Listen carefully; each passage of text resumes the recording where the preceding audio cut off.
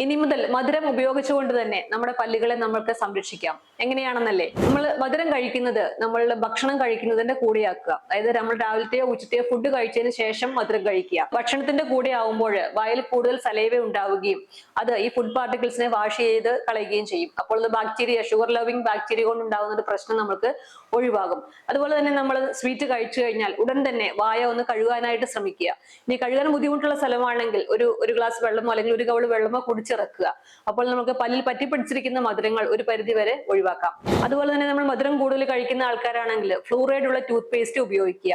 ഈ ഫ്ലൂറൈഡ് നമ്മുടെ പല്ലിനെ കൂടുതൽ സ്ട്രോങ് ആക്കുകയും ബാക്ടീരിയയുടെ ആക്രമണത്തിൽ നിന്ന് സംരക്ഷിക്കുകയും ചെയ്യും. നന്നായിട്ട് പല്ലിൽ ഒട്ടിപ്പിടിച്ചിരിക്കുന്ന തരത്തിലുള്ള സ്വീറ്റുകൾ ഒഴിവാക്കുക. കാരണം ഇത് നമ്മൾ വെള്ളം കുടിച്ചാലോ അല്ലെങ്കിൽ വാ കഴുകിയാലോ ചിലപ്പം പോവാനായിട്ടുള്ള ചാൻസ് ഇല്ല. അപ്പോൾ ഇത് കുറെ നേരം പല്ലിൽ ഒട്ടിപ്പിടിക്കുന്നത് കൊണ്ട് തന്നെ പല്ലുകൾ കേടുവരാനുള്ള ചാൻസ് ഉണ്ട്. അതുപോലെ തന്നെ ഇമ്പോർട്ടന്റ് ആയിട്ടുള്ള കാര്യമാണ് 6 മാസത്തിലൊരിക്കൽ ഒരു ഡെന്റിസ്റ്റിനെ വിസിറ്റ് ചെയ്യുക.